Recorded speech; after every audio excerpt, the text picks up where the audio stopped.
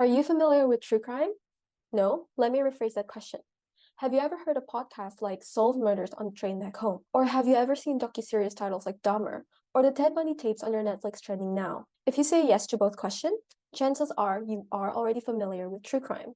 True crime, by definition, is a multi-platform genre that is mostly associated with murder narratives and shares some common heritage with journalism, but always has been driven by different impulses. A quote by Murley, 2009. Enter Bailey Sarian, a Californian YouTuber who brought dramatic twists to true crime. This video will discuss the textual analysis on one of Sarian's viral content, Devil in Disguise as a Killer Clown, and dissect its socio-psychological function, as well as its media influence. Sarian's trademark is her Murder Mystery Makeup Monday series, which entails her doing makeup while talking about true crime cases to her audience. Murder, Mystery, and Makeup Monday. What's interesting is how Sarian predominantly uses expressive language function to create a casual atmosphere while talking to her audience, despite the heaviness of her stories, as if she's talking to a friend. Dude, wild, gross, ugh. Of course, she also uses referential function, which is essential to convey the comprehensive information needed about the story itself.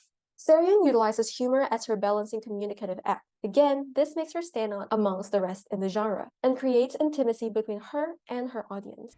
I was just joking. Next, let's talk about Sarian's visual thematic consistency. Notice the dark and macabre background decorations and take a look at her color scheme, which is also deliberately dark and dramatic. We can use the same adjectives to talk about her makeup look. Sarian's commitment to this cohesiveness fits seamlessly into the genre conventions of true crime storytelling. It psychologically comforts the viewers to see components they would expect from a genre. Her open body language complements the intimate concept of her video. Wreckyard, right? He was good with his words. In reality, the premise of Sarian's videos aren't groundbreaking. Storytelling is one of the tropes that first launched YouTube to success. In the makeup community, we have Jeffree Stars, Nikki Tutorials, and many more. The strategy of choosing YouTube as her platform has made it easier for her to break the barrier of professionalism that is otherwise required when true crime is involved. This relates with the assumptive nature of her vocabularies. What true crime audience might not know is that despite being nonfiction, true crime medias are often dramatized. Waltenberg argues that true crime documentaries are a modern form of sensationalism. However, the format of, say, documentary itself has a reputation for being strictly factual, strictly not for entertainment. There's also the serious tone of them, the utilization of emotional resonance that contribute to audience expectations. In a social context, Sarian's innovation lies in her transparency in that her videos are blatantly edutainment. She does not present her content as a strict verbatim retelling of murder cases. Sorry, I mean, what do you expect me to pronounce everything correctly?